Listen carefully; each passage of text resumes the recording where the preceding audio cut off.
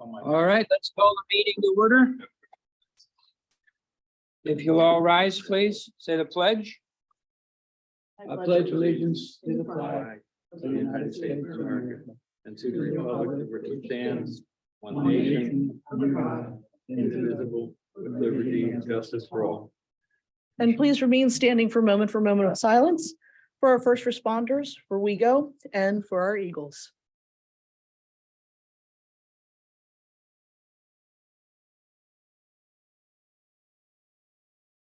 Thank you very much.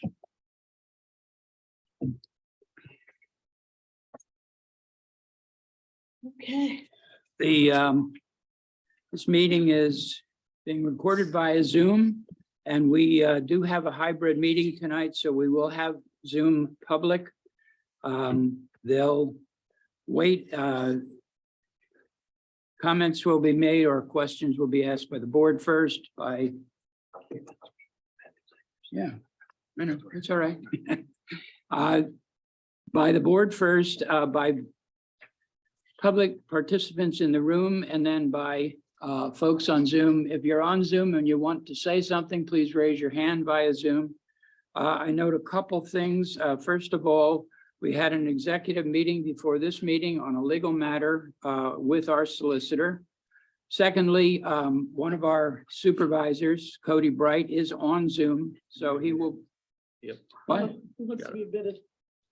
He's admitted. He's admitted, good. I'll allow it. You Got lucky, Cody. You're in, Cody. The chairman's report, township offices will close Monday, February 20th in recognition of President's Day. Do we have public hearings? We have none. I didn't think so. Emergency services reports, we go none. Goshen Fire and Malvern Fire and Good Fellowship, none. And the fire marshal, none. We do not have a financial report tonight, so we do have to approve the prior minutes and the treasurer's report. Do I have a motion on the minutes? Mr. Chairman, I would make a motion to approve minutes dated January 3rd, 2023, January 17th, 2023, and January 31st, 2023. I'll second. Comment on the floor? None. Hearing none, I'll call a question. All in favor? Aye. Aye. Thank you, Cody. Prior to the treasurer's report, Mike Lynch requested a minute to make a comment.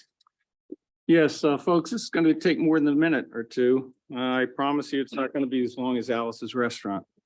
But I think it's necessary and it's important to share this.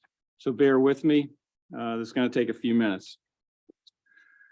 This is on the matter addressing suggestions or accusations of township financial improprieties, including hoarding and theft of taxpayer dollars. I'd like to share with fellow East Goshen residents this evening a few words followed by some relevant facts to inform and educate regarding the condition and conduct of the township with regard to its financial management and operation of this local government.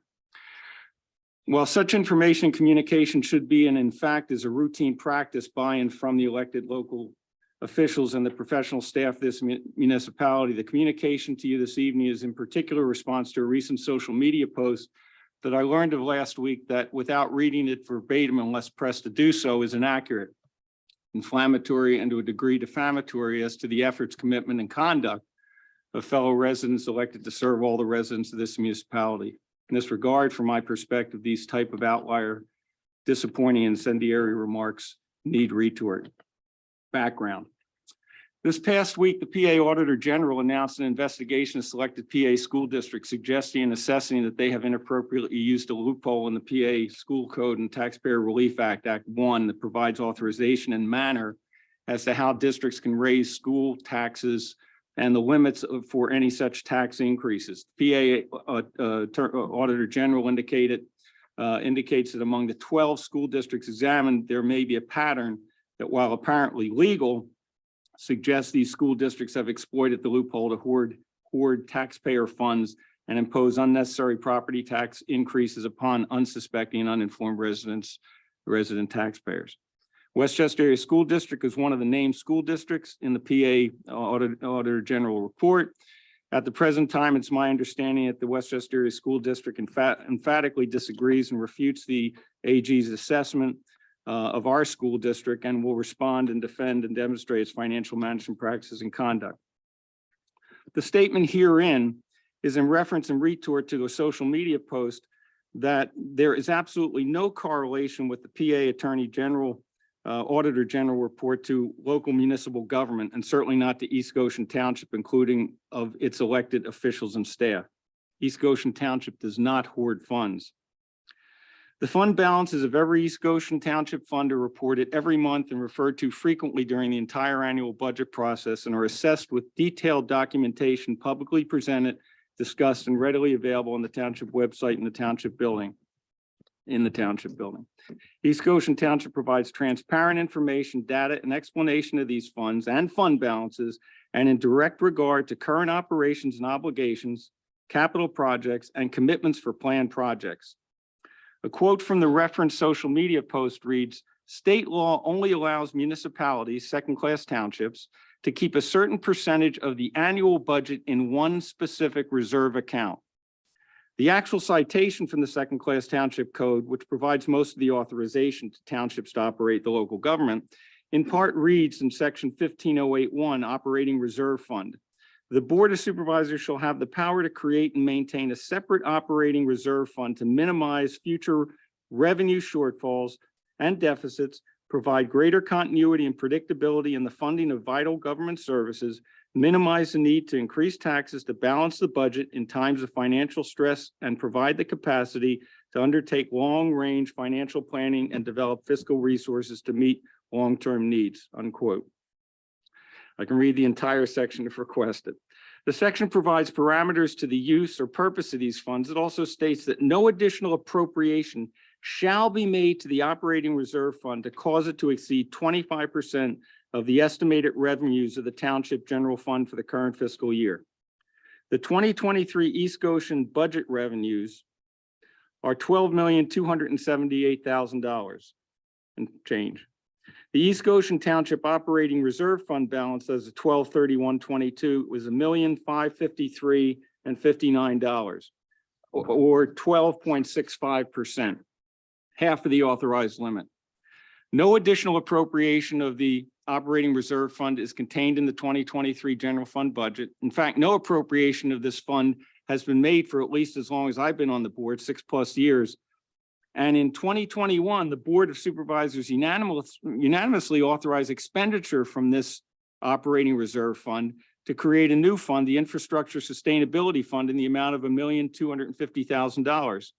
And while the current balance in this Infrastructure Sustainability Fund is $1,789,000, $500,000 is budgeted in 2023 to address current infrastructure needs and commitments. At that time, the Board of Supervisors explicitly created this fund to address much of the referenced intent of this section of the second-class township code. Further, the second-class township code does not impose limitations on creation of other funds for the operation and financial management of townships. Local governments universally, including 1,456 townships of the second class in Pennsylvania, use multi-fund budget and financial management to operate the local government, including the proper sequestration of designated use funds, including enterprise funds such as sewer and refuse recycling. With regard to the general fund and the current fund balance of $5,793,000 as of 12/31/22, accepted accounting and financial management, reference Dave Ware and our independent auditors, a municipality properly should have 3 to 6 months minimum in the general fund unappropriated fund balance to ensure financial stability and continuity. East Goshen Township practically, on average, expends $1 million monthly, so the current general fund balance provides for an approximate 6-month period. Each of the East Goshen funds, township funds, currently 11, has specific purposes and again is reported monthly. During the 2023 budget process and presentation, substantial efforts were made and continue monthly to present transparently and factually the financial reports and condition of the township, the 10-year forecast, the operating expenditure challenges, the project commitments, and indication that currently some project commitments will be challenged to be completed with current available funds and revenue. The 10-year general fund projection uses, in my opinion, reasonable assumptions for both revenue and expenditure forecasts. Clearly illustrates the substantial funding deficit pressures facing East Goshen Township, faced by many other municipal governments as well.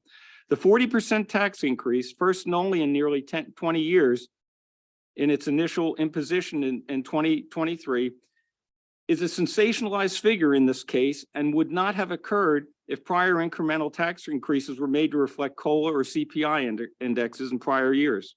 Look at the actual additional dollar amount. It is real, but it is not sensational. To illustrate, Westchester Area School District's 2022-23 budget provides and imposes a 1.7% tax increase, a percentage that might be dismissed at first glance, but the actual dollar cost for a property assessed valuation of $250,000 translates to an annual increase in excess of $90. The bottom line is East Goshen Township is conducting and managing its financial operation and budget legally, responsibly, transparently, respecting both the present and the future, in full compliance with Gatsby and state laws, including the second-class township code. The independent auditors concur, and the PA Auditor General and the supervisors concur. To suggest the township is hoarding taxpayer dollars is inaccurate and inflammatory, and suggestions of impropriety by some of the elected officials downright wrong. While no one likes any tax increase costs to our household budgets and expenses, and of course inclusive of taxes, it's my hope for East Goshen Township residents to have confidence in how staff, the Board of Supervisors, and auditors both manage East Goshen Township finances in the short and long term, as well as verify legal compliance at all levels. Thanks, John. Thank you, Mike. And I would ask that this be included in the minutes. Fortunately, I don't have to say. It could be an attendant attachment. Yeah. Okay, we'll take the Commissioner's report. Dave Ware. Thank you, Mr. Chair. Treasury report for weeks January 12th, 2023 through February 2nd, 2023. The general fund revenue over this period was driven by EIT, LST, and real estate tax collections, permit fees, Goshen File fuel recharges, park fees, and district court rent. General fund incurred $9,000 in expense for the township building, HEPA cleaning. That was to get all the HVAC stuff clean of the mold that had built up. Traffic signal repairs at Airport Road, Wilson Drive, 352 and Paoli Pike, 352 and Highland, totaling $13,000 is offset by insurance reimbursements, and other expenses include routine maintenance and repair, along with engineering costs, fuel, and legal costs. The capital fund realized $13,000 in expenses for trench shoring equipment, replacing the old equipment, which is included in our fixed assets list. And additionally, the public works roof replacement cost $7,000. The sewer fund expenditures include $107,000 Q1 2023 payments to Westtown Township for Summit House and Cider Knoll flows. And the ARPA fund expenditures includes $5,000 for the Hershey's Mill Estates sewer repair project, which they just, the contractor that was the lowest bidder just came in on Monday. So we are underway. JIO and Bradley. I believe they're out of Maryland. They were really well recommended by Pannoni, and hopefully they get in and get out. Mr. Chairman, I have a quick question for Dave, if possible. Yeah. When are we getting the FEMA money back? That we applied for the IDA. Yeah. Our engineer currently is trying to navigate DEP/FEMA and has, I guess, the resource that he had failed, and they're saying that the permits weren't issued, even though it was an emergency. We were supposed to get a permit, so they have somebody putting pressure on them right now, and we're hoping within the next couple of months to get it. It's roughly $100,000. Okay. Yeah. I feel like that we've sort of been in the regulatory process for a while on it. So I was just curious when the 100,000 is going to hit our accounts. Thanks. Yep. Any other questions about treasury? report? I have one of the bills to pay. Mhm. May I do that before? Absolutely. It's a little quirky one, Dave. It's on page 4 of the expenditure account list. And it's listed as wireless tower tax payments. And we paid to the Chester County Treasurer 2023 tax for the cell tower of $966. We don't own that tower. I would think that the owner of the tower would pay that tax. Or we would be exempt, one or the other. We're leasing it. We are actually leasing. We it. actually own I it know and we lease it out. receive a payment from but because we're it's our, It's the only taxes that we can pay is that and the school district tax on it. it got my attention because I didn't know how that worked. All right, Yeah, I thanks. did want to, That's a good point, Mike. A lot of times leases require the lessee to pay the property taxes. So you might want to check the lease on that to see if they're required to repay you. Reimburse. that's what I was talking with Chris about and wanted to touch base with you on, because I don't know if they wrote it into the contract anywhere specifically. So if that language has to definitely say it's X amount of dollars for that or for a tax purpose, do you know the clarification on that? Why don't you send me the document? We can talk offline. Okay, We'll look into it. Yeah, I just thought, Yeah, it got my attention. absolutely. Even it's not a huge amount of money, but it was just the nature of the transaction. Thanks. Dave, I have a question real quick on page 4. Mhm. You know which one it's gonna be. I know what it's gonna be because I was gonna ask it too. Go ahead. I just Michelle. want to know how many SPCA pickups was that? And are we gonna get reimbursed on any of them, do you think? There was one RTO on this list Oh, and good, okay. we'll invoice them. Return to owner. These Yeah, are that's great. animals that are collected by the SPCA, and we have an arrangement that if it's identified that it was a resident that the animal got loose, that they pay the fees rather than the township. Yeah, That's the gist of this. Which would get $119 back usually. So- Okay, So we'll so invoice it. it was a few of them then. Yes. It cost us, we just did an analysis. It was just over $10,000 last year for the SPCA. SPCA, yeah. Oh, And only half of that was the contract itself. half of that was the contract and we only had, what, maybe three return to owner all That's year about, last that's year. about accurate, yeah. So- Okay, And we have little recourse, If it's talking to, if they don't pay it, of course. according to Yeah. our codes department, unless we want to go to court for $100. No, No. right. Okay, those are the only questions I have. Anyone else? Mr. Chairman, I would move that we accept the receipts and approve the expenditures as presented in the expenditure register and as summarized in the treasurer's report. I'll second. Thank you. Questions, comments? Hearing none, I'll call the question. All in favor? Aye. Aye. Passes 5-0. I just Thank asked you. one little housekeeping question. Mhm. On this report, I know we have the fund number where the expenditures are coming from. But is there any way with the new accounting that we can actually create a field on each report page that says what the fund is, the general fund, the sewer fund, as opposed to the fund, just the fund number? You can answer. So on the report, it mixes the funds. So you have to look at each line Oh, so you may item. see one line might be the 01 01. fund, one might be 05, Right. one might be 07, right in a row, not as opposed to Correct. separate If account- runs. Right, if accounts payable is making a payment for something that has a payment for both Then you funds, can't, it's, yeah, I got you. it's combined on the report.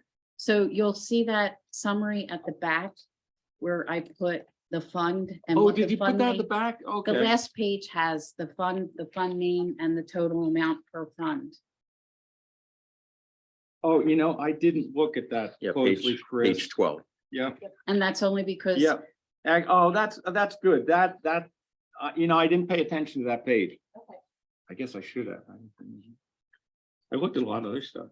I think you brought it All up right, one other thank you. time, so she all right. tried to get a legend together to, Yeah, that's helpful. That answers the question. I'll just have to look at that page next time. Thanks. All right, we don't have any old business this meeting, but we certainly have some new business. Derek, what's this first one? Thank you, Mr. Chairman. It is the appointment of possible appointment of a new municipal authority member. As everybody knows at this point, Phil Mayer was a longtime municipal authority member. He moved out of the township back in the fall. So he had to resign his position.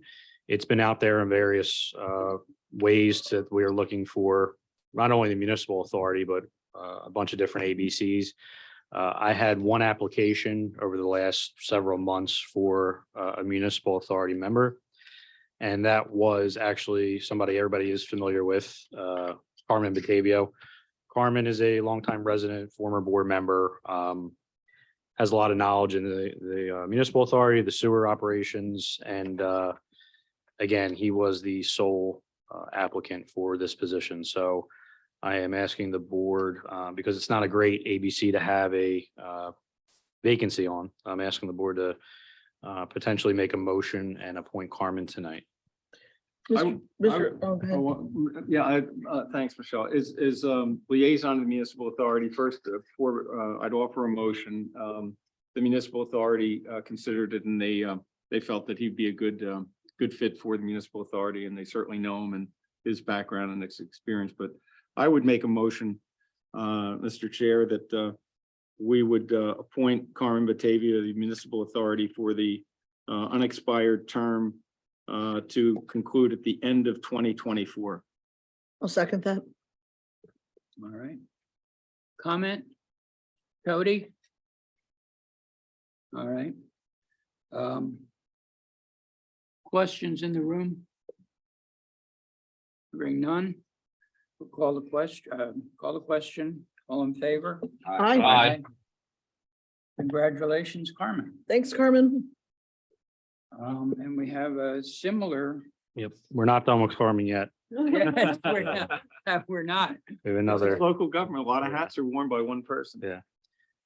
So going to the next agenda item, Mr. Chairman, this is the appointment of Carmen Batavio is currently our fire marshal. Dwayne Brady is our zoning officer, but he was also our deputy fire marshal, has extensive fire experience in his personal life. So unfortunately, these conversations kind of happened after the new year. Dwayne, Carmen, and myself were having conversations about it would be better at this point if Dwayne was the actual fire marshal. He is here every day on the ground, has extensive knowledge of the fire code, but that Carmen would remain in a deputy fire marshal capacity, would still come to the meetings to read the reports and offer assistance in any way he could. So this is a bit of a swap here for the position. So the draft motion is there if the board is willing to make it. Mr. Chairman, I would actually move that we appoint Dwayne Brady, deputy fire marshal to the position of East Goshen Fire Marshal, as well as at the same time, we appoint Carmen Batavio, current fire marshal, to the position of East Goshen Deputy Fire Marshal. I'll second that. Easy for me to say. Whew. Any questions, comments? Comment that Carmen wished that he could be here this evening, but he is under the weather. So we hope you feel better. We certainly do. All right, hearing no questions, and I'll call the question. All in favor? Aye. Aye. Passes 5-0. Congratulations. Thank you, Dwayne Dwayne. and Thank you, Carmen. Carmen.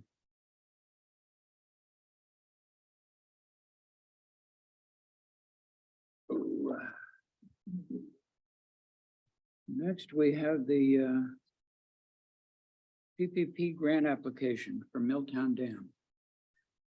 Thank you. So this was brought to us.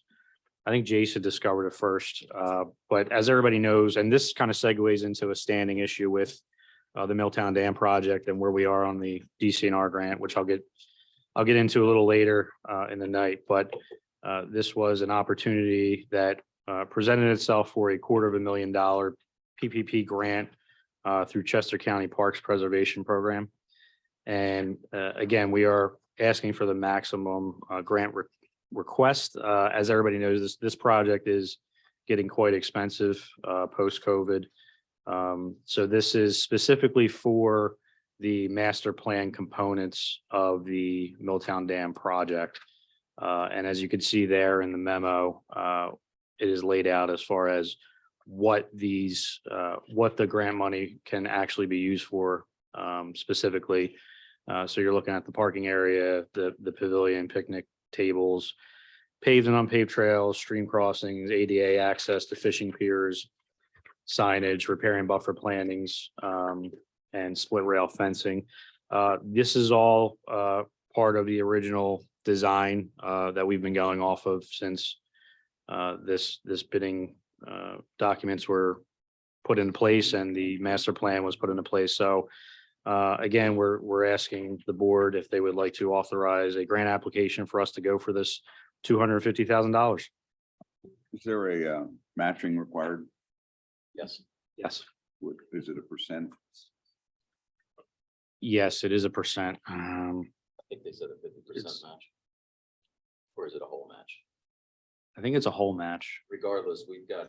We have money We have budgeted. $1.5 million of improvements that are included in the master plan and which qualify as expenses. Correct. The total construction costs currently from Granite Fleming, May of 2022. Microphone. Sorry. Thanks. The current construction cost estimate from Gannett Fleming in May of 2022, including a 15% contingency, is 3.906 million. And that includes the 1.5 million of planting and seeding, would be site improvements and paving. And most of those things would qualify us for it, even if it wasn't trail related, because we've got so many stream repairs, stormwater management costs, and plantings that are going to happen anyway, that it would cover the match. I have a question regarding the, We don't have a motion yet. Would somebody put in a motion, please? oh, yes, Mr. Chairman. I would move to authorize a Chester County PPP grant application in the amount of $250,000. It would be signed by the chairman. I'll second that. Thank you. All So right, comment. I have a question regarding, is there an expiration on the grant for, as to when we would have to utilize the grant monies? There's definitely going to be, I don't know the date, but with any grant, you're going to get that. There's always an end date. But we didn't even get Not that far yet. Not yet, sure. Okay. I will say the form contracts has a date of 2026. Would that be for the entire project to be completed or for just the grant monies to be utilized? Do you know? It's usually for tire projects. Has to be 2026. completed. All right, I'm gonna. But talk if a it little starts bit. soon, it would, yeah. I'm Thank gonna you. talk a little bit. And I am hot about this. This project started because we were ordered to breach the dam and let the stream run as it naturally would. That will probably satisfy the concerns of most of the people in Milltown in regard to the brackish smell and the mosquitoes. If it's done right, it will take care of that. What I have a problem with and what I was not aware of is the improvements. Parking area, 20 spots, pavilion with picnic tables, paved and unpaved trails through the 19.4 acre park, 2 stream crossings via bridges, 2 ADA accessible fishing piers, signage, repairing buffer plantings and split rail fencing, receptacles and benches. The project as it is expressed right now, obviously goes far beyond reaching the dam. If the accounting is correct, the cost of all these additional, we're essentially building a new park. The cost is $976,000 and some cents, almost $1 million. And the way these things work, it'll be $1 million before it's finished. I am in favor of breaching the dam. We're ordered to breach the dam and letting the stream run. I am not in favor of going for this grant or any other grant which will commit us to doing creating a new park essentially at a cost of about $1 million. Well, the whole thing is, yeah, the whole thing is $3.9 million. It's this kind of project that we've been left with by past boards. Like the bonds we've been left with. Dave, the latest bond, the bond that's going to come into its payment period is $8 million, and it's going to cost us $461,000 a year Yes, sir, minimum, starting in 2024. in 2024. This is why taxes are being raised. This kind of expenditure, I think, is extreme. And at the very least, I would put in a motion to table this motion and let us take a much harder look at the expenditures here. I think they're extreme. That's all I have to say. To be Mr. clear, Chairman. Go ahead. there's a master plan. Cody's trying to speak. I'm sorry, go ahead, Cody. Sorry, I wasn't trying to over talk. No, no. Mr. Chairman, so I know you and I spoke last night about, and then, you know, your concerns for the cost and everything. So that's why I'm glad Dave sent over what the cost of everything were. I understand and I agree that I'm sort of tired of having to sort of make the hard decisions when it comes to previous decisions of board members. But I do think as a member down of that portion of the township, I think these extra amenities are something that every person I come in contact with down in the southern portion always say that we're, quote, forgotten down there. And I understand that, you know, you have really been an advocate for the park on the other side of Route 3, but I am in favor of these amenities because these are the things that people were promised 6 years ago. And hopefully we don't have to wait much longer for them to be accomplished. And one thing I am looking forward to about this park, if it goes as the plan indicates, is that it's going to be a nice area for gathering and meeting, and allow residents down that portion of the township to enjoy that.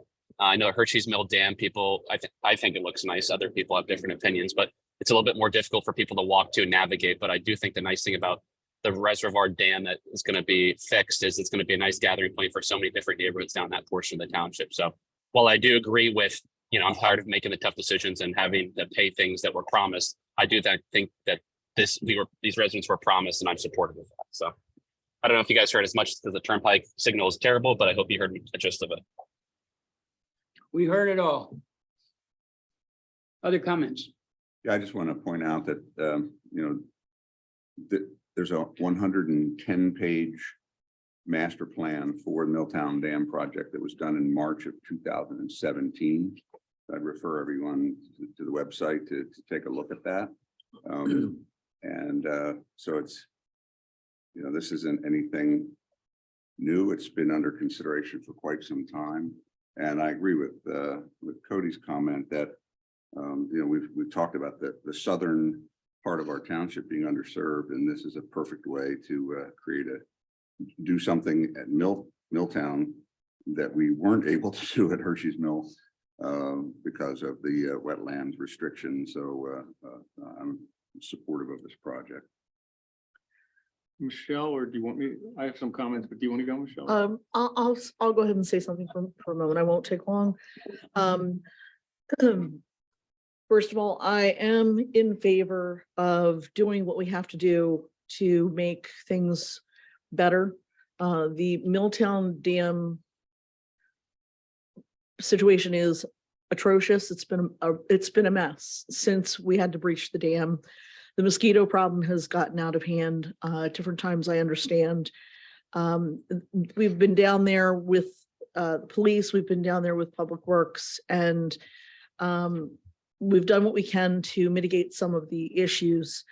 I don't have a problem doing what we must do, but I think that we have to also consider, yes, there is a master plan on record, but I think we have to look at this in parcels and do what we have to do in order to take care of the problem at hand. And then maybe perhaps next year plan for another portion of this park to be constructed.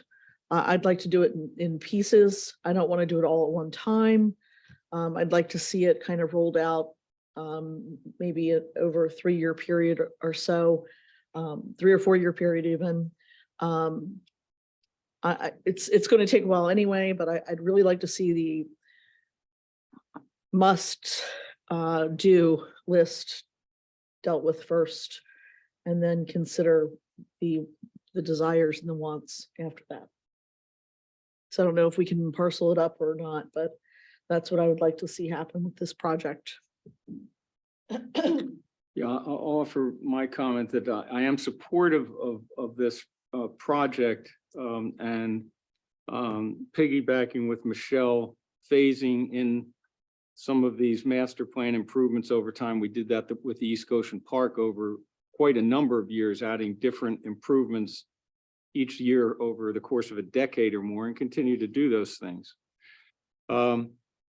I think when you've had a master plan, you've had a public participation, we've had the mandate that's occurred in prior years, prior administration and boards, that there is a certain amount of respect for continuity of trying to carry forward some of these projects that I think will enhance the township and be of service to the residents. The southern part of the township, folks that have that are along Westchester Pike, some of the apartments, et cetera, they may have better access to be able to get in and enjoy this type of a location. I think that applying for any kind of a grant is worthwhile. We don't have to accept it when it comes through if there are too many strings attached, but you still go after the dollars. We will see what happens when we finally bid this project and how we may be able to phase it if we can get the key elements done initially.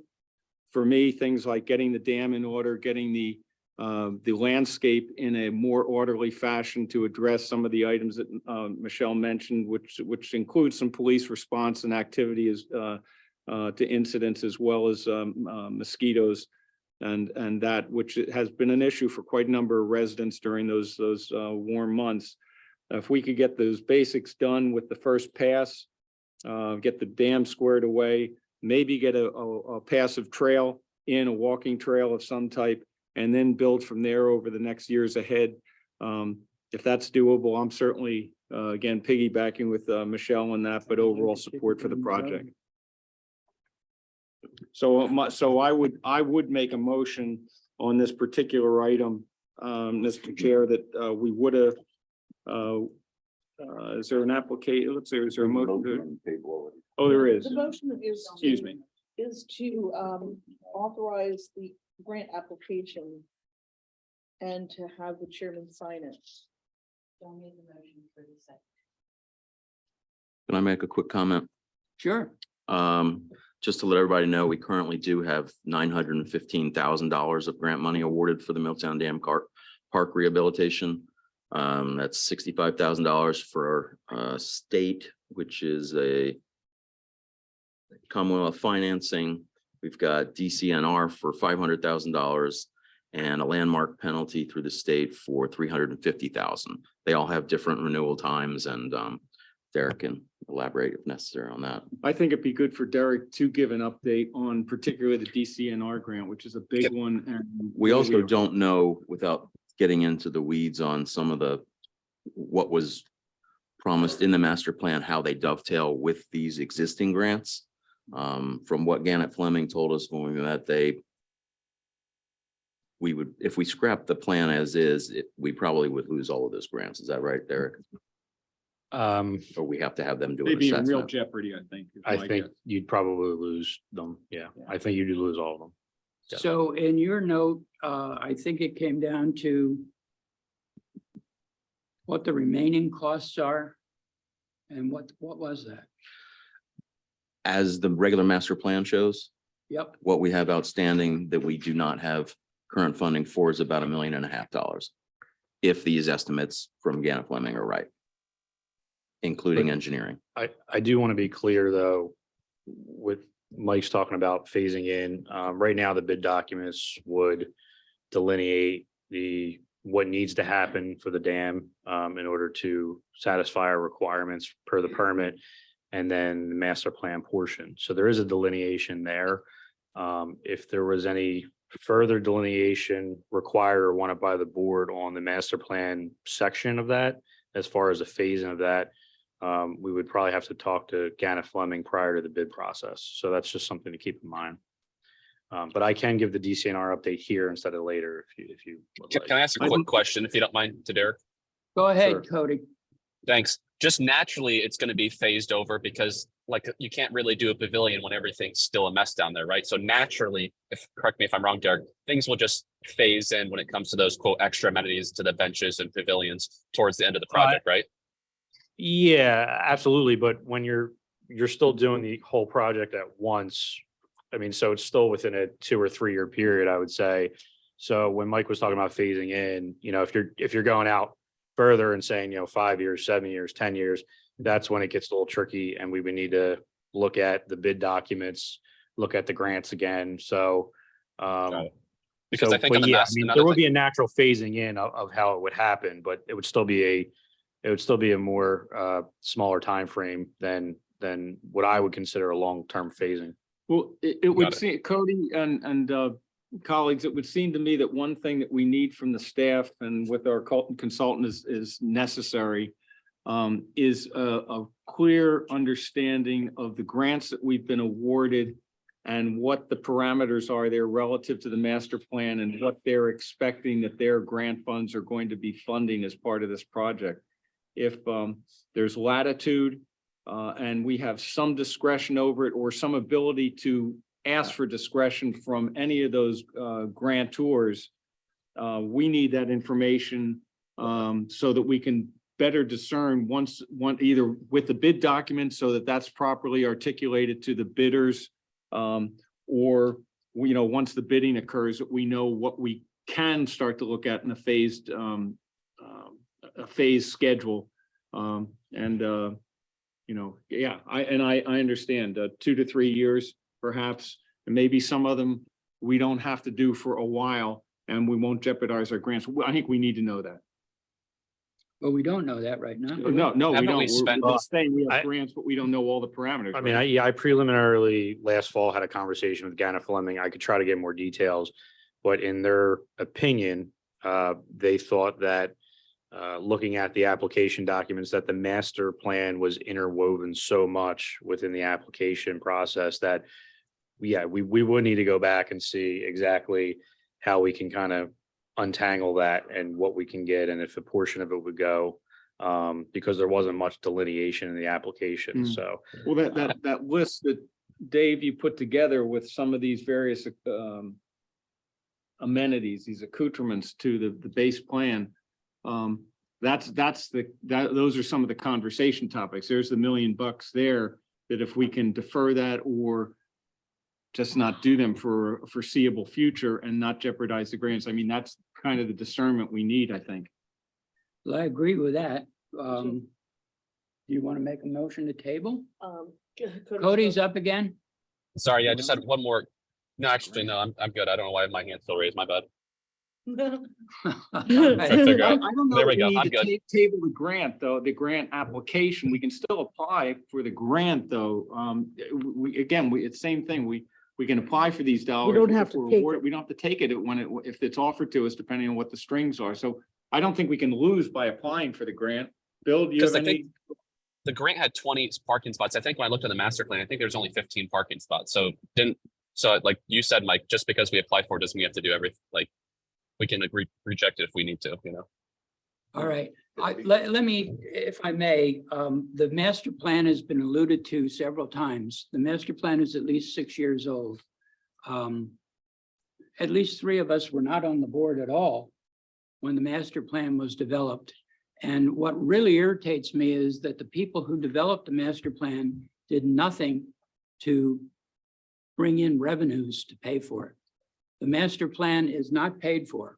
And anyone who is, and I don't want to pick a scab here, but anyone who was upset about the tax increase that went through last 2 meetings ago, you're probably looking at another one if we keep on this path and keep spending this kind of money. But yes, I would agree. I don't care if we apply for the grant.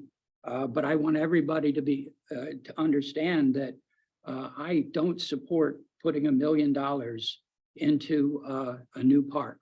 I can't see that. We have a park down in Milltown. We want to spend maybe $10,000 or $20,000 to improve it. We have a park up here, but all we need to do legally is breach the dam and let the stream flow. And the people who made all these great plans aren't here and aren't paying for it. That really irritates me. So I vented. I'll stop. David, did you have something you wanted to say? That there was a reference to amenities, and two of the items on this list are stream channel and pond improvements and riparian buffer plantings and native meadow planting. So, you know, those seem to be part and parcel to improvement of that piece of property. And so that would be included in this. So, and I think essential, and not to mention that it'd be nice to have the parking down there as well. So. All right, where does that leave us? There's a motion on the table for the grant application. Yeah. That's the, And a yes, second. There's a motion. and a All right, second. we should have public comment next. Anybody, please come up. Bill, please come over to the microphone. Is that mic on? Yes, should be. We'll find out. Bill Geyer, 1560 Tanglewood. Sounds like it's on. So I sent an email just a short while to Dave Ware and Derek, and I think I sent it to you as well, John. So I think a couple of the questions I had were answered. One of the questions I had was, what is in the PPP grant detail? Which of those items are things that we're obligated to do now? It sounds like it's really, right now, we're obligated to restore the flow. It sounds like it is it. So I caught up on the sessions that I missed the last 2 months. And I know that last month in the December 20th session, the board approved an amendment to the Parks and Recreation Ordinance to change the language to open the parks to the general public from the previous, which was East Goshen residents and their guests. So I think one of the concerns I had with this PPP for Milltown is, sounds like you can apply for it, but if you accept it, all these improvements that the grant's being used for are, of course, open to the general public, but also puts the township in a legal obligation to maintain those services somewhat indefinitely. Absolutely, Bill, and it's a good question. The reason we changed the ordinance, allowing anyone to come into our parks, is that if we didn't do that, we wouldn't be eligible for state grants. Am I right, Bill? State and county, correct. State and county. We couldn't get grants unless we open the park to everyone. So yes, if this Milltown Park were created, we would have to open it to everyone. Right. So, I mean, the parks, we've talked about, the budget, we just got through the budget discussions, and we know that right now we've got a projected depletion of our reserves by 2027 is what I think I heard on the YouTube videos that I watched. So obviously we're in a tough situation now. So I think I would urge agreement with, I think, Michelle, your sentiment, and John, that I would suggest we start with the minimum now, just restoring the flow and tread carefully. I think with respect to the PPPs, we already accepted a grant at the main park for the pickleball and tennis. So, and that grant stipulation to accept it is that we open those to the public, and we now have an obligation to maintain, and we can't decide at any point in the future to eliminate that if we need to save money That's at the main park here. at the Yes. main park. That whole property is already subject to a county declaration that requires it to be open to the public. Okay, but do all the pavilions, like if we got into a predicament, we cannot eliminate any piece of service? We can't, we What do couldn't. you mean? What piece of service? I'm just saying, if we have a budget constraint in the future and we say, we really we can't continue to maintain current services and we need to reduce services. An obvious area to do that would be in the parks. I mean, we have, the core services are sewer, roads, safety. The obvious area to look for discretionary spend is parks. So can we reduce the park services? So I haven't looked at that declaration, but generally the county declarations that they require when you accept grant funding for open space like that requires either passive or active recreation. Some of them allow just open space, but you wouldn't be able to take that property and do something else with it. No, yeah, right. So I'm saying specifically like with the grant that we took for the pickleball and tennis renovations. I think what he's saying. Can is, we get rid eliminate of- the tennis and pickleball at some point in the future? Could we lock those courts up if we can't maintain them? I Exactly. don't know what your grant contract for that said. I'd have to take a look at the actual document. Yeah. Have we accepted that grant yet? Yes, Okay. that's actually going to be under construction later this year. Yeah, it's somewhat hypothetical, Bill. I appreciate those comments. I think practically speaking, and I like to always look at the future, but you kind of have to wait till you get there with something like that. Would that be that? I don't want to say draconian, but that's severe that you're going to start to shut down features at a park based upon this conversation. I think we're getting a little. We're reaching a little bit too much If there, we Bill. I had think it's a little to- too If hypothetical. we had to cut back, and we did it at the park, it would probably be not so much the static area of the park itself, but the recreation activities, the tree lighting, the Easter egg roll, the pumpkin, Community day. community yeah, day. good point. And Hey, I think community- we do that. Community Day is paid for by Friends of East Goshen. Okay, So I'm just, For instance, pays for itself, et food cetera. truck Yeah. day, we have a whole bunch of But there are things. things that could be Camp does, curtailed. camp doesn't pay for itself. No bathroom. Doesn't It's fully it's pay done, for it itself? doesn't fully pay for I thought itself. it did. They're expensive to maintain. Oh, the bathrooms? Oh, okay. Well, Certainly. anyway, we aren't there Yeah. yet, but so my point is, it's, we should walk into this with our eyes wide open and know what we're obligating ourselves to do. Yeah, that's certainly the case with these grants, Bill. When you say free money, when you're awarded, it really Nothing's is, free. you know that now, and we certainly know it with the so-called red tape. Right. So. Thank you. That's it. All right, thank you. anyone else? Mr. McGill. Ron McGill from 1050 Hershey Mill Road. I didn't come here for this tonight. I actually came to drop off some papers for you guys, but I do have an opinion that I wholeheartedly I agree with John here that, the expense that's required and the obligation for grants, it's one thing to take the grant money when you can pay it back, but if you're committed to building things like the hideous pier that I have to look at every day across from my house at Hershey Mill, then I would say an ADA compliant fishing pier paid for by federal funds on a grant are something that the neighbors would actually prefer not to have. I certainly would prefer not to look at that every day. So when you're trying to be fiscally responsible, I would recommend you do that because we could have easily saved $2 million across the street from me by breaching the dam. And frankly, I wouldn't have to look at what I'm looking at right now.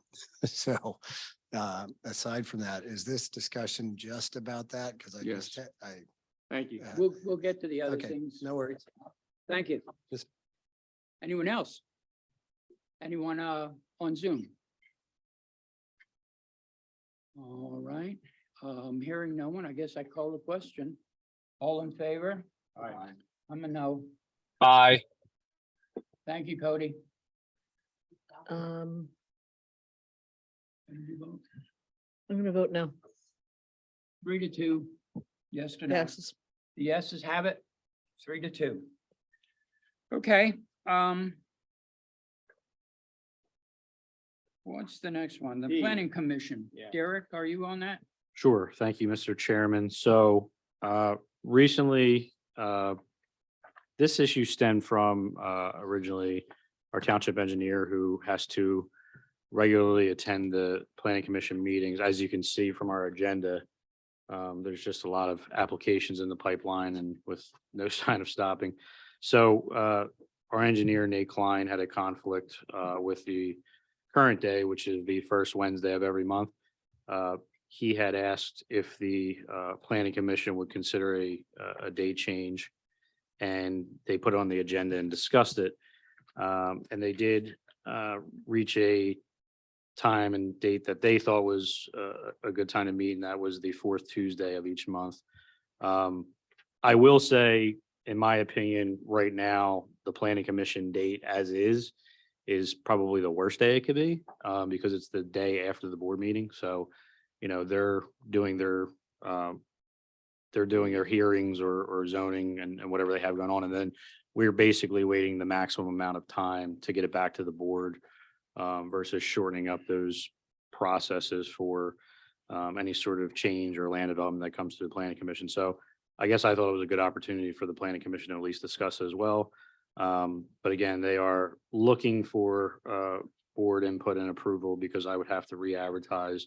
Would probably be less than $100 if I'm guessing to re-advertise for the rest of the year. But the draft motion is made there by Dwayne Brady, who's staff liaison to the planning commission. I'll say as a planning commission liaison, the planning commission was comfortable with that change of date. I don't think it's a very expensive thing to do. I don't think it conflicts with anything else. As Derek indicated, it may make some of the sequencing better for planning commission comment to then be elevated to the board. So I don't see a problem with it. The planning commission's comfortable with that accommodation. Don't we advertise the fourth Tuesday as a central Yeah. supervisors? We did. workshop? We did. Yeah, But that doesn't mean you Personally, couldn't I'd like upload. to hang on to it. yeah, I would too. Well, we would hang on to it. Yeah. We wouldn't get Yeah. rid of our sunshine. So there's if there's 5 weeks in a month, there's technically 3 off weeks for the board. There's, we'll say, the second, fourth, and fifth Tuesdays of each month. I looked into it a little bit. Historically, if there was an alternate Tuesday, the second and fifth Tuesdays have been more popular than the fourth. Now, I'm not saying there can never be a conflict. In fact, I know September, when we have the budget workshops, that'll have to be worked out. But wouldn't affect the sunshining of Board of Supervisor meetings. Yes, and Board of Super, if there, this venue, this room would be priority Board of Supervisors, and the planning commission would have to, if there was a potential conflict, they would have to find another spot in the building for the evening. But I don't have a problem with their request, but I'll leave it to you guys. I think any other day of the week would have been fine, except for Tuesday. This township has had their Board of Supervisor meeting sunshine for a very long time, on every Tuesday of the month. And I don't want to see that change. And I know that you say that's not going to change, but I don't want to relinquish any of those dates. And I don't want there to have to be a conflict. So I'd prefer any day of the week except for Tuesday. It's my personal opinion. Do we have a motion? Not yet. No motion has been made. I would, but I'll make one. It's gonna be abbreviated because I'm driving. I want to make sure that I don't get in an accident. So, Mr. Chairman, I'd like to make a motion that we approve the planning commission's new time going forward. I would second that. Who is that? All right, comments on the board from the room here? No comments, hearing none, I'll call the question. All in favor? Aye. Cody? You made the motion. Sorry, I was on mute. Aye. Aye. I'll stick with Michelle and say Nay. no. So 3-2, it passes.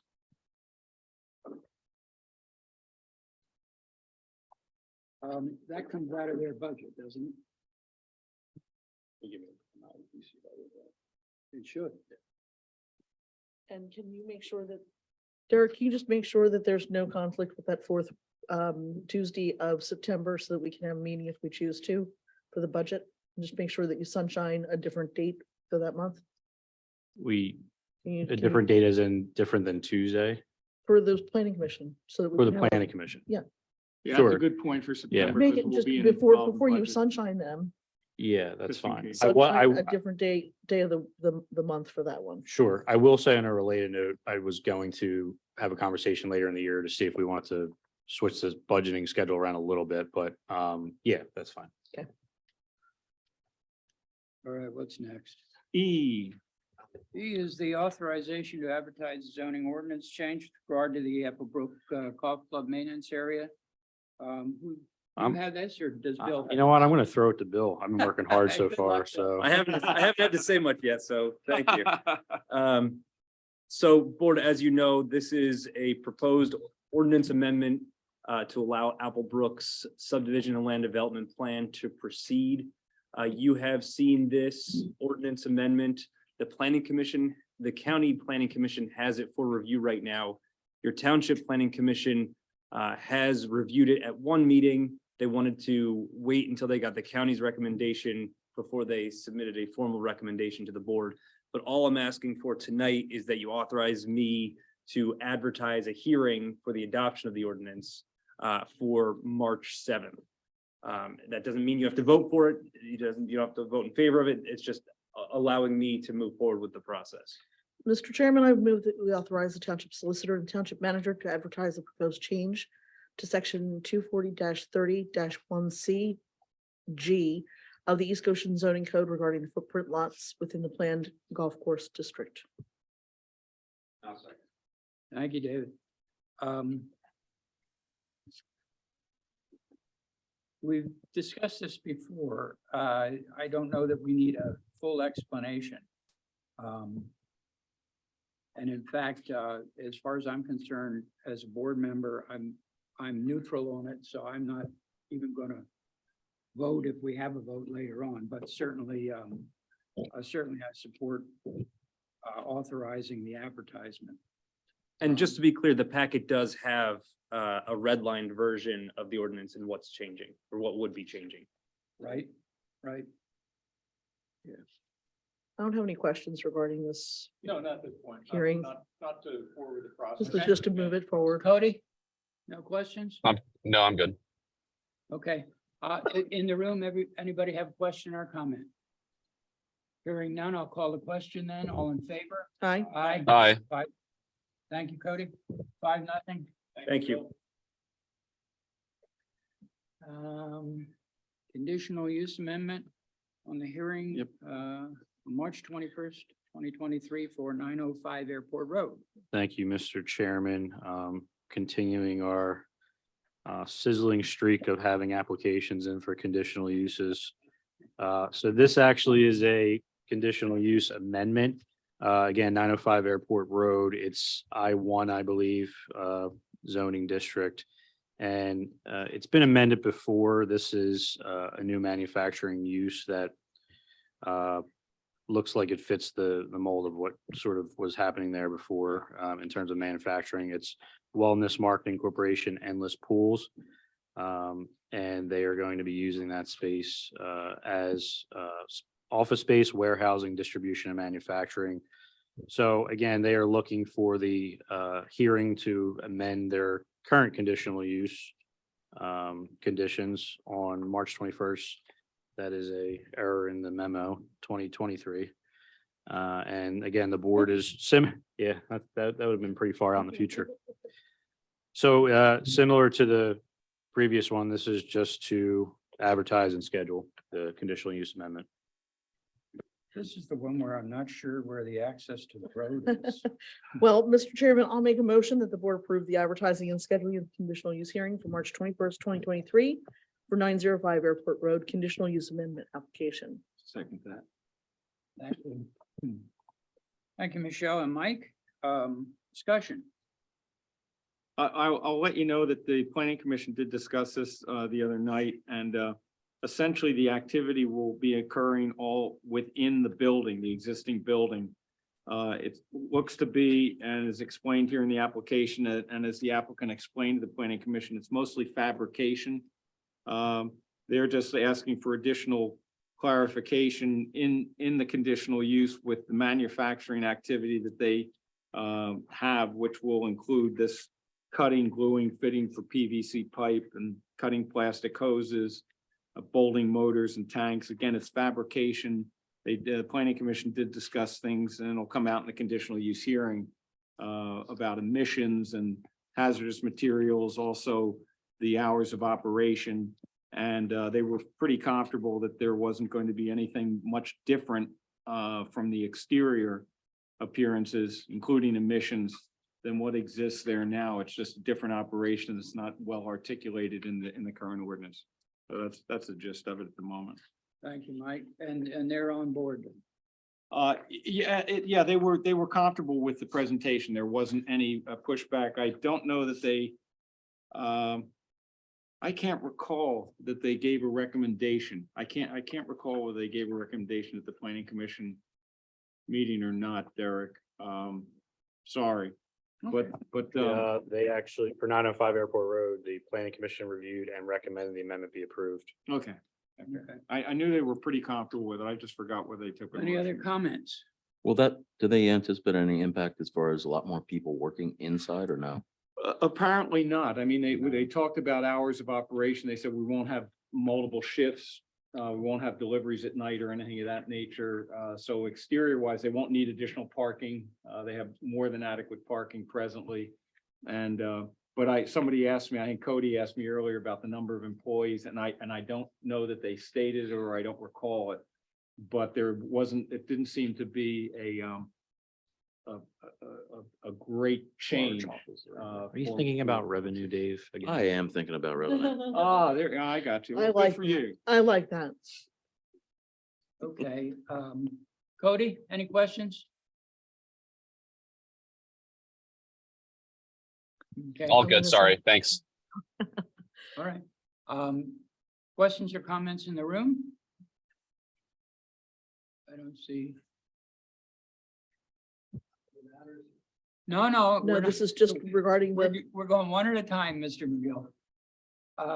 Okay, then I'll call a question. All in favor? I, Aye. Passes 5-0. Aye. Sorry. that's right. Thank you, Cody. Matter of fact, as we move to this next one, I thought an endless pool might be a great option for this next one. There you go. That's don't mean to be a spoiler on this one. They might be So- able to get a better buy. Huh? Go ahead, Derek. Thank you, Mr. Chairman. So this is actually a zoning hearing board application. So the ZHB will be hearing this one, not the Board of Supervisors. This is for a dimensional variance at 1722 Town Drive. And it is for planning of remove a large existing deck to install a pool and a small patio. Owner, as it says in the memo, is requesting a 30-foot required rear yard setback be changed to an 11-foot rear yard setback to allow for a new 20-foot by 40-foot pool. And the owner is requesting the 25-foot setback from a pool water edge to any property line be changed to an 11-foot setback from the pool water edge to any property line. And this is one of those ZHB where the board needs to know, we need to know if you are going to be for, against, and we have to send our solicitor bill, or if the board will remain neutral and let the zoning hearing board do their business. So this is up for discussion. I'm gonna just pop up and say, I heard it presented to the planning commission. And my thoughts on this would be let the zoning hearing board do their business, and I would take a neutral position, just let the zoning hearing board handle it. So I would like to make a motion that the board takes a neutral position regarding this zoning dimensional variance request and allow the zoning hearing board to do what they do best. I'll second.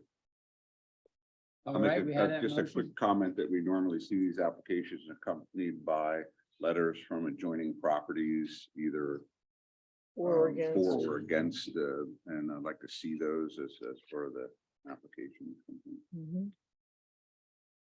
All right, well, that will be for Dwayne to take care of. And at the planning commission meeting, my, I think, accurate recollection that there were no residents in attendance either for or against Or the against, application. okay. Matter of fact, I'm not even sure that the applicant was in attendance. Mhm. I think my recollection serves me. I do think they're here this evening. They are? Well, who's smiling over there? There they are. Well, that's all you're gonna get tonight, folks. Do All right, well, you have any questions about the process per se, but not any other comments of the board about the process? Do you understand the process you're going through now? I believe so. Everyone's neutral and we'll just go to the next. We haven't Right. voted on that yet. Right. We have a lot of We're going- confidence in our zoning hearing board, though. yeah, they're good. They do a good job. Mhm. Any other questions or comments from the floor? Okay, I'll call the question then. All in favor? Aye. Aye. Aye. So it's 5-0 to stand neutral and let the matter pass to the zoning hearing board. Otherwise known as a Switzerland vote. Right. Um, Thank you, Mr. Chairman. We will segue into a related matter, sort of. So I'm asking for the reappointment of Doug Roberts to the zoning hearing board. I'd make that motion. Thank you. So Doug actually resigned from the zoning hearing board in December. Mhm. He had this notion that you had to sort of either had to be a practicing attorney or he was wanting to have a practicing attorney in that spot instead of himself. What he doesn't realize is not everybody's been down the ABC door to join these Right. zoning hearings. So after he sort of had a conversation and saw what was going on, he wanted to be reappointed to the zoning hearing board, particularly because there was nobody on the zoning hearing board to fill that spot. So again, we spoke through it with him and we were hoping that he could be reappointed for the term ending in 2025. And he is needed for that zoning hearing board. Derek, I have a question. Were either of the alternates approached to see if they wanted to fill that vacancy? Well, I think there's one alternate right now. Okay. And I don't know the answer to that. For the record, Well, I'll second mine. But actually, for the record, I know one person could not make the actual meeting for March. So Okay. there's only 3 left to actually attend that meeting Okay. if we appoint Doug. Okay. One comment, I apologize for not catching this sooner, but this needs to be done by resolution. So we're gonna have a resolution by the end of this meeting. So Okay. could you amend that to adopt a resolution formally appointing him to the zoning hearing board? Friendly amendment as it is, I would make a motion to adopt a resolution to reappoint Doug Roberts to the zoning hearing board with the term expiring at the end of 2025. I guess we'll second that motion. Thank you. Bill, can I ask a question on that? Sure. Why don't we do that at the beginning of the year for all the reappointments I think you did. for the resolution? Oh, it's all, Yeah, we do it all once. it's all one fell Yeah. swoop. I'm sorry. Yeah. Hold on. So we got a motion, a second. So Bill's looking at the law, so You didn't have them this year. I think you said the resolution. we're okay. We didn't have. You Well, didn't have a we zoning made the hearing board motion as a member. resolution. Yeah, I don't think you had a reappointment of zoning hearing board member this year. Okay. Gotcha. So it's only zoning hearing. Right. Only zoning hearing. board. Okay. Only I zoning got it. hearing board. Yeah. I know I'm not crazy, as my wife would believe. Questions or comments from the floor? All right, we'll call the question. All in favor? Aye. Thank you. 5-0. Thank you, Doug, for your service. Yes. And 822 Cottonwood Drive. Based on staff's recommendation, this is one of these stormwater management and operation and maintenance agreements. I would make, based on the staff recommendation, Mr. Chair, motion for the board to authorize the chair to sign the stormwater management operation maintenance agreement for the addition of a roof, for the addition and roof over the patio at 822 Cottonwood Drive. Oh, All right. Echoing David's comment on the prior issue, do we have any pro or con people coming in on this, Mike?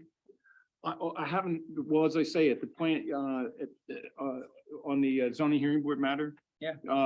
There was no one there again at the planning commission meeting, so, and David's question about, we'd like to see if there are letters that have been submitted by contiguous property owners or within the zone. There certainly weren't any that were at the planning commission meeting, either in written form or in person. Okay, thank you. Questions or comments from the floor? All right, call the question then. All in favor? Aye. 5-0. All right, what do we have next? Standing issues, if we need to give any updates. There's nothing on Hershey's Mill Dam project at this point. Again, there's some tidying up having to do in the spring, but nothing right now. Milltown Dam, this is unfortunately, I do have to give an update. Well, So, yeah. yeah, as I explained to the board, and I did have a meeting today, so I typed something up for the board real quick, but DCNR is essentially telling us that the National Park Service, who was the ultimate funder of the grant, is not getting back to them to say one way or the other whether they were going to extend the grant for the $500,000. And that's a lot of the money that Dave was talking about, that we have a grant for the Milltown project stems from that grant. So we essentially came to a conclusion that we need to reach out directly to National Park Service. And I just reached out to Representative Houlihan's office today. Haven't heard back yet, but we need to find out if we're going to get this grant, but more importantly, we just need an answer. We need an answer sooner rather than later. This is holding everything up. It's holding bid documents up. We can't go out to bid yet. So the biggest priority over the coming weeks is to find out if the National Park Service will in fact extend it. I will say that DCNR said they don't get a warm and fuzzy feeling from the process so far with National Park Service. And that's unfortunate because none of this was our fault. And DCNR actually said that on the Zoom call today, that it's unfortunate because the township did nothing wrong. It was DEP permit holdup. It was COVID, and we are getting, in my opinion, we're getting the shafted. Yeah, It's a good example of a disconnect between the big agencies, in this case at the federal level, not even listening to the state agencies and stepping on local government for things that were completely beyond our control. And Michelle, best of what you did over the last year and the multiple calls that you made and So disgusting. yeah. So, there was 2 years for that permit and Two and a half. longer than 2.5. Well, yeah, Longer than okay. 2.5. Yeah. So hopefully, Congresswoman Houlihan can through her staff can have some influence on this to throw us a bone, would you? Yeah, best case, and that kind of gets into my next point. Best case scenario, we apply that pressure and they give us the extension. And DCNR did say they requested it be extended to 2026. So DCNR supports us. Yeah, which to be honest with you though, DCNR up until the last month and a half They did were- not really explain that well to me. So yeah, we're sitting here, we're gonna wait, but we're gonna apply pressure to them and see if we can get an answer. If we don't in fact get the grant, we're gonna have to decide what to do at that point. We either move forward without it, or another option that they threw out there that I don't think is feasible right now is to reapply for the grant, which would put us out to 2024 at that point for the project. So Jared, No, yeah, I agree. Derek, Yep. what Pay about, attention to your driving. what about the grant that was supposed to be from Sunoco that was expiring? The grant that was, There this apparently, I believe this is the funding. This is the, So this is the funding that we were going to receive from Sunoco. Well, This it was expired. the pool of fine money for that industry. Right, correct? okay. I believe this is this So grant, this, it was 500,000, $500,000. Yeah. $500,000. Yes. Okay. So again, we have to, I hate to say wait and see again. I do have to, as an aside, I'm gonna have to send a letter out again to the residents there because I think in the letter I sent, Yeah, the letter I sent late fall was around this time frame where I said, I'm hoping things really start to get moving with the bidding process in February. And then I cited a town hall. So I'm going to need to get something out by the end of the month to kind of give them an update here because I think it's smart. regardless of what happens, it's still going to be dragged out. I Yeah, have an ask here sure. for you and Dave. If we should have a plan B.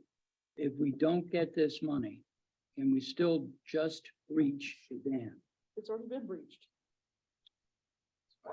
Well, clean it up. We have to look at the What other we're saying is grants Clean and- it up with the basic improvements, the wetlands plannings and things of that Well, nature. we would have to look to see what the other grants say. And that's goes back to Mike's point of what's interwoven Okay, in there well, and what we we've can got and it. can't do. We've got a whole exercise. Yeah. There We've got Yeah. a whole You exercise. could do whatever you want without grants. I know, but it costs money. Yeah. And that's why I looped Dave in, I'm sorry. Okay. And Urchinville? then the Hershey's Mill Estates sewer line project. I believe it's imminent or might have been started. First of all, the staging's all done. I mean, everything's in place. I don't know if you've seen, I mean, you're over there, David. I don't know if you've seen anything rock and rolling I at think this they were point. breaking ground today, right? Yeah, I thought they were breaking ground today, but it got delayed a couple times, so I didn't know if, Big deliveries of okay, sandbags and. yeah. And they're probably anxious to get started because their pricing was based on kind of hard ground. Yeah, and it's been a mild winter. I so, know it. Yeah, So they are so- probably chomping. They want to get in there and Yeah. get that thing done. Yep.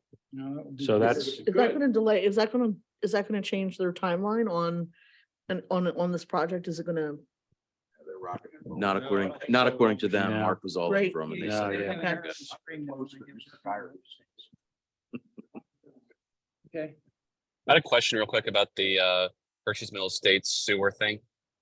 Did we, I may be completely off here, but a couple of weeks ago, did we talk about moving forward on it, even though we have not received permission or approval from a specific grantee, or is this 100% ARPA Yeah. funds? No, that's correct. That's That's history correct. now. Yeah. Cody. So- Yes, we're.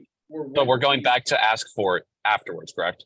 And how much Well, was we're that? gonna- Yeah, that was actually, how much was that? No, it was more. Was it more than 300? Was it 500, Dave? I thought it was 500. Yeah. Okay. Yeah, I mean, I think the conclusion we came to at the meeting was that we would go hat in hand to see what we can do, but that I it agree, was yeah. it was financially feasible because of how the bids came back in to get going on it. Yeah, again, one of these external agency issues kind of threw a wrench into it for us, that the municipal authority had to make that call to try and go back and salvage it after the bid was awarded, because the bid was the low bid award was based and it was a good bid relative to the other 9 or 10 that were received. It was based on getting the work done during the cold weather season because they could get in and get out. So I was just kind of using about. Yeah, I just confirmed the number. It's 600,000. Okay. And I agree, and- I agree with the decision we made. I just would love to get that 600K back after But we're done. the external agency that was supposed to make the announcement, they canceled their meeting. sure, it's right. Oh, that's right. And then they didn't have a quorum for their meeting.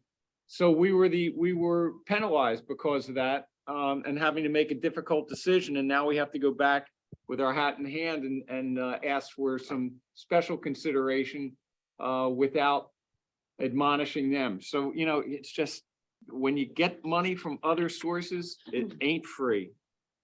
And maybe they'll have a quorum next time and maybe they won't. Yeah. I forget the name of the entity that awards. it. CFA, All right, CFA? Commonwealth Finance Authority. Yeah. Finance Authority. they got more agency. I think we're to any other matter. No. Public comment. Public comment. I'll take either one. So before, Mr. I McGill, have a before you couple start, things I wanna are say. you commenting on the outstanding conditional use proceeding that you're a party to? That's the second thing I'm going to talk Okay, about. But I'm not here to test them. right. I just want, Presenting the board with a copy of the letter I sent everybody today. okay, well, So I it just goes on the record. well, I want you to know the record in that matter is closed when the hearing was over. So the board cannot consider anything further when they make their decision on that application. So the letter, that can't be Okay, considered, well then, just so you know. is it okay if I clarify an ordinance that I mentioned at the time and we didn't have the actual ordinance? You can provide public comment, but Okay, and it's that's a not gonna legal change any- matter, so there aren't any facts at issue, Okay. but just know that no facts or anything that you say today can sway their decision. Are you saying, Bill, that we as a board should be deaf to that, then those comments because the record is closed? It's public comment. There can always be public comment. It would be the same as you would afford other people public comment that aren't Okay. parties to the proceeding. It's not evidence. I won't allow you to rely on it when you make your decision. Right. But anyone's free to give Okay. public comment at a meeting. All right. Thank Okay. you. Well, first of all, I want to offer. You need to speak into the Uh, microphone. so because my name Cody is needs to be able Ron to hear you. McGill. Sorry. My name is Ron McGill from 1050 Hershey Mill Road. So the first thing I want to do is I want to offer my ABC volunteer application here to participate in the historic commission that apparently you guys have had trouble staffing. And I think it's pretty easy to staff it up if we send a letter to every historic homeowner in the township. I talked to 5 people today who would gladly participate and sign up immediately. So I brought my application and there will be more forthcoming Oh, if good. you will not abandon that board. Oh, good. And then So- we'll set up interviews for each of the applicants and we'll go through that process. So- Good. so Thank you, that's- Mr. McGill. So I'm working on your behalf. Oh, And all yeah. of our behalf. Yeah, You know, good. I wasn't aware you guys were dismantling that until I read all the notes. We've in been, the we've been last- asking the year, people 2 for a years, year to join them. Well, I wish I'd have gotten a little more politically involved over the last 30 years I've been in the township, but Well, you'll have an opportunity. I'm not running for reelection. Join in. You only Oh, got a come on. 6-year commitment. all right. So on top of that, I wanted to apologize for my disjointed presentation last month because I wasn't prepared for a conditional use hearing. So I was really scrambling to get my notes together and my thoughts together on my rebuttal to what was happening regarding 1010 Hershey Mill. So I wasn't going to read this into the record, but I did mention that night, and nobody seemed to know about it, that there was a restriction on breaking ground or building a new building within what I said to be 300 feet of an historic property. And in fact, the regulation is 250 feet. And I did find it, and it is, if you want me to quote it, it is East Goshen Township 240-3810. And that does exist. And the only way to break that is to get permission from some historical commission board, which of course I want to run for. I've also provided you guys with a picture I got on Chesco Views today, and did a line scale drawing with a circumference of 250 feet around the 2 buildings on that property. And it actually left exactly 281,000 square feet of building envelope, which is 6.4 acres, not 15 to build on. So I think that may or may not be able to be part of your decisions, but if you take it upon yourself to draw that 250-foot border around those historic buildings, you may want to save the landscape there. So the other things that are in my letter, I wasn't really prepared to read, but I'll mention them if that's okay.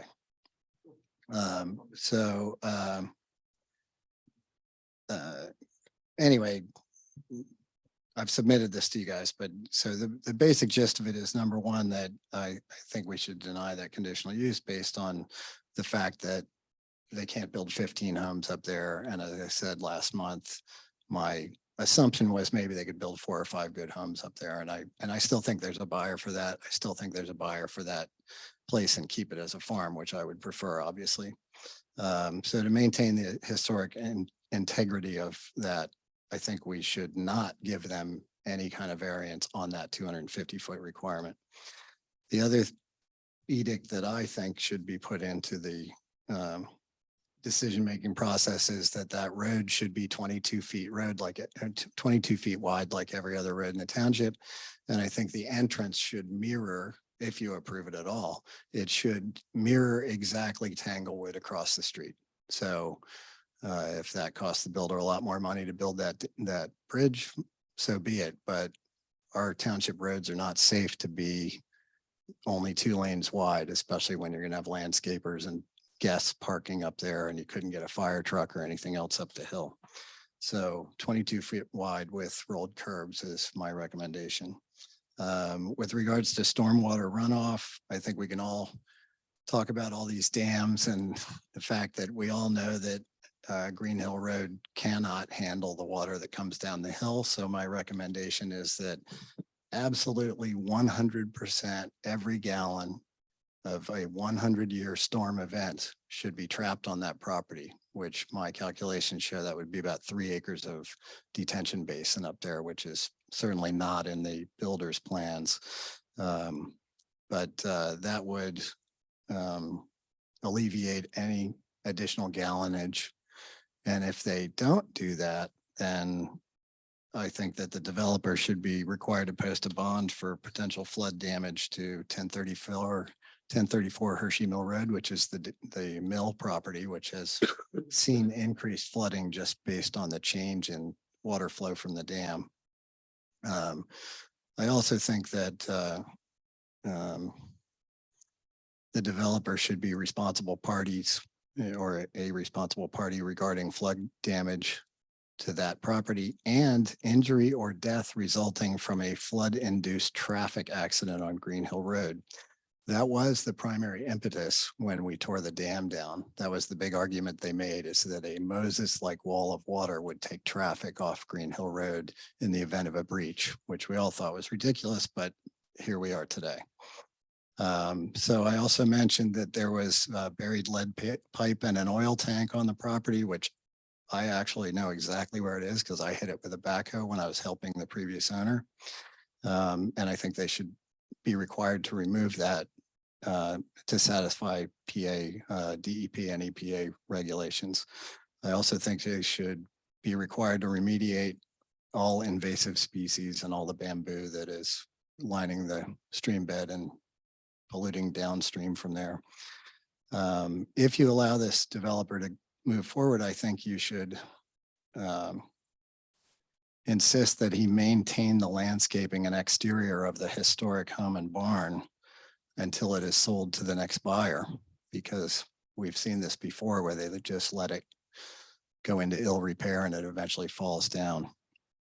And the last thing is regarding the flag lots, East Goshen Township 240-23B, 20B, 2 and C. Can you repeat that, please? I'm sorry, it's East Goshen Township 240-23.B, 20B, 2 and C. I copied that from the website today. Requires that the developer shall not have more than one flag lot when they do any subdivisions. So again, that's a, whatever you want to call it, a conditional use or a variance in my terminology. So this is obviously in addition to all the conditions that are listed on your Pannoni recommendation to Dwayne Brady in a letter dated October 27th, which is posted on the website. These are just supplements in my opinion. So, and I thank you for your time. I'm going to present this drawing for you guys, a copy of the letter that I have. And of course, my application to be party to the new historic commission that I would be pleased to be part of. So Mr. McGill, if you are submitting anything to the Board of Supervisors or any individual board member related to the application, I need you to also send it to the applicant's counsel Okay. as well. I would be happy to do that. And I can give you her email If address. you would do that, that would save me the Sure. trouble. And do you have this electronically, I take it? I do. Okay, I do. then I I'll can send forward it. you, I actually sent it to your email today at East Goshen Township, but it bounced back. yeah, I don't have an East Goshen one. Okay. So, stay after the meeting. I'll we'll get you a copy. coordinate Contact Okay. information. So this, Good. you guys can all pass that around if you like. I was going to make a copy for everybody, but I thought we'd conserve paper. Thank you. Thank you. Thank you. Sure, Bill. Come on in. Bill Geyer, 1560 Tanglewood. So I just wanted to recognize Mark Miller for how responsive he's been on the Hershey's Mill sewer work.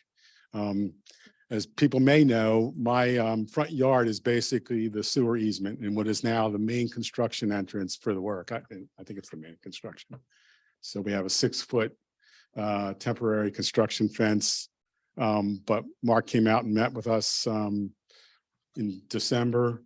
And then I was a bit nervous because, you know, these are pretty big vehicles, like 10, I'm going to guess 15 tons, maybe some of this stuff. These are really big, running back and forth. And it's really started for the last 2 weeks. So, I mean, there's been a lot of activity, but my sewer clean out is probably about 6 inches from where these trucks are going back and forth. And he did have his crews come out and put a casting over it before the work started, but I've been a little bit nervous because it's not reinforced. You know, you see like a really huge vehicle getting inches from the clean out. I was like, well, you know, just to me, I'm nervous. Can you come out and like better protect it? So he actually came out personally the other day and put delineators right around the casting. So anyway, wanted to thank him for that. You know, everyone loves an easement to us running through your own yard. So I'm glad to hear the work is going to progress rapidly. So anyway, Amen. Thanks. Thank you, Bill. Thanks, Bill. And we'll always take a compliment to an employee of the township, and he's one of the very best. I have 2 other matters, very, very short ones that I'd like to bring up. One, I'd like to see added to number 11, Derek, a breakfast. We've talked about this, yeah, it was the Business Park Task Force. Well, I'm in the process of doing it for the ABCs, that as well as the police one that we discussed. So, I mean, I don't know if it needs to be a standing issue for the public, but I mean, that's up to you guys. If you want me to put them all on there. will, but I it's just- don't care where you put it. I'd like to see it done, maybe in April or something like that. Okay. What I'm talking about, the Business Park Task Force, one of their strongest recommendations was that we meet and have a breakfast with the business owners over in the business park and just network, see what they have to say, whether they have concerns or compliments. We'll take compliments too. And I've asked Eric to manage to put that on the schedule. We are doing the ABC one in April as well. So I'd prefer if we moved it a little back because we have the ABC coordination that month. We do it in May or something. Yeah, But it was yeah. one of the That would be good. recommendations of a report. This is, Yeah. yes, Yep. this is something that was And we've recommended a done it in long the time past ago. too. Sure. It's a way to And keep in touch. Derek, you can do more than one thing at a time. I know that. I try. In the past, we actually have done 2. One, Small and one large. for the business park and then one for small business owners and like the shopping centers and so on, to get feedback. I have to be honest, the breakfast was a breakfast. People were reluctant to talk in front of other people, but then we went and met individually with CTDI and some of the others and got really good feedback specific to what they were looking for. So, you know, I'd rather see if the task force wants breakfast, we can do a breakfast, but I'd also like to see us renew meeting with more of the, I don't think we ever met with the Cerro, for example. I'd like to see us meet with Lavazza, some of the larger individually to see what they You've- want in the community, You've what they're got, looking you've for. got Derek looking at me and wishing that it was just a breakfast. Well, David, do you think that we can even do like breakfast and then maybe have the executive room set aside and say, hey, come on in, I just wanted to talk to you and just, We could do that. At The other least thing is that we starts didn't, we didn't conversation. all go with these. We kind of No. assigned, like, Yeah. Marty and I went to see CTDI. And by Yeah. the way, as a result of that, we restriped the walking in the circle in the Right. business park. We restriped Boot Road going out to 202. That was a CTDI request to get that that project finally done. So a lot of really good stuff comes out of those one-on-ones. Yeah, you know, when we did the interviews with the business park task force, and we amongst the task force, we broke it up into all the various, and this is when Mark Gordon was with us. Broke it up into the various identified businesses. CTDI was one of the most engaging. They're a very fine operation, and of course, they have a big footprint, not just here, but globally. But there were others that were, you know, we'd contacted them multiple times, and they didn't respond. So it is hit or miss, and I can remember a couple of the breakfasts that we did have. We had them over at the Hershey's Mill Golf Club, and it was David is correct. I think some people are with their businesses are reluctant, or who they send to the breakfast may not have the comfort to share things that they're not authorized to share. That's not like the CEOs are typically coming. So it is it's a hit or miss, but I think the efforts to reach out, and if nothing else, just to go out and send another letter out to each of the businesses may be an effective way, and say, want to let you know we're interested in engagement, doing what we can for you. If you have issues, please contact us.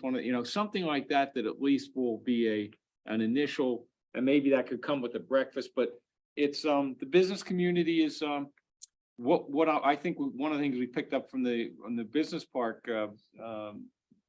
project, if you will, that we did, was that there is a bit of privacy that some of the companies just, look, we're in your township, we'll let you know if we have something. Sure. Other than that, we really don't have much we That's want to say fine. to you. Yeah. And then others like CTDI were, they had, they were engaging. And so it is a mixed bag. I do think we need some sort of agenda when we do it, some Okay, sort of, you still can't you do it. can't just do it and No. then not have a purpose for it. So Yeah. there needs to be some sort of agenda crafted on, speakers, what specifically we're trying to get out of them, information. What exactly the format we want. So we need to think through that. Okay, or sometimes the breakfast is just a breakfast. And I can have some conversation with you, Beth, since I was on the business park. Yeah, task force. you were a good member of that. I was. Okay, the I- other thing I want to mention, I was gonna say I have another, something as well. okay, we got a note there from, Mr. Pielli's office, wanting to meet. And, I think you and I should do that at some point. Or did that come in via email? Yeah, I thought you got it. I don't think so. Oh, okay. Well, I'll have to go back and look for it then. But the legislator that was just Yeah. elected. We should have a contact with him. Sure. Go ahead. We should also have one with Representative Christine Howard as well, because she covers 2 of our precincts as well.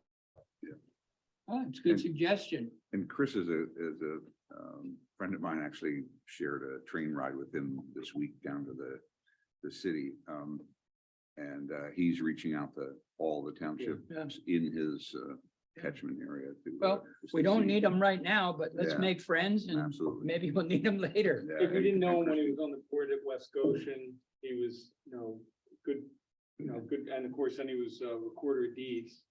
And now his managed his way into the big territory. Big time. And I wish him well. Actually, I've been getting communications from his office for a few weeks now regarding grants, and I've been forwarding those along to Derek and David, to Dave Ware, and Grant as well. I sent stuff along to him. But the other matter is I had checked in with Mark Miller after it was either a really cold day or it was a stormy, windy day. And I asked him how things were over at Hershey's Mill, because we used to have a lot of outages over there. And since they put in the switches that I beat them up about a little bit, they haven't had any extended power outages. They blink and they're right back on. Mark said that Ed McFall is very pleased with that. He said he hasn't heard of anybody complaining in recent weeks or months about long power outages. That was a big problem, and that was a problem that CTDI expressed as well. And I'm hopeful that they're better too, because we with Grand Oak and the corporate park, now we're part of one of those re-switching efforts. A couple of those re-switching efforts. They had a couple of these switches put into place so that the corporate park wouldn't go out as frequently as well. So I just wanted to report on that. That reminds me, one of the last projects that I undertook before I left Wooldridge at Hershey's Mill, this goes back into the mid-late 80s, was transitioning the Hershey's Mill Electric Company to Pico. So in other words, we had our own electric company within Hershey's Mill and bought, bulk from Pico. And it was a very tedious process, but we got it done. And it was one of the really good things for the infrastructure and talk about sustainability for the villages. It was quite a process. And with that, I have a brief Miss- liaison report. good. David The, has a liaison report. The pension committee met last week and reported that, the market was down in 18%. We use a 6.75 discount actuarial assumption when we do our calculations on funding for the various pension plans. And we outperformed most of those indexes, but still saw some losses in the 13 to 14, 15% range. The budget for this 23, the actuarial calculations are done in 21. So that actuarial calculations that will be done in 23 or for 25.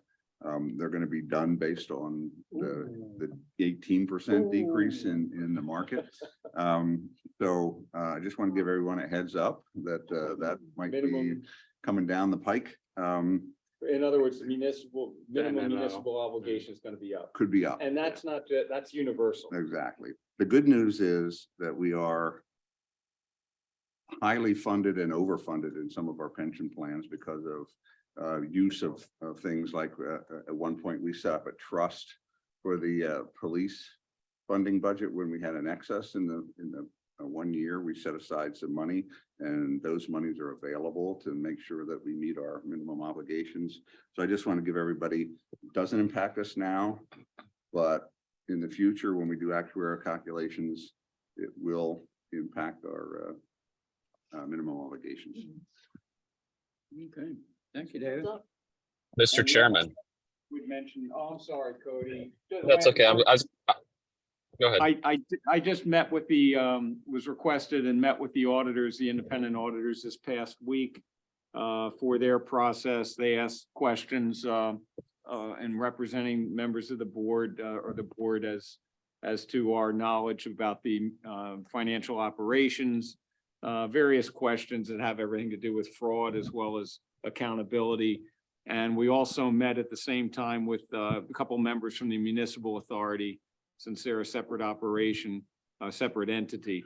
So it was very well done. The team of 4 auditors was in the room next door here. So it was a positive meeting to know how they're going about their audit and engaging with us at the front line that we sit here each meeting.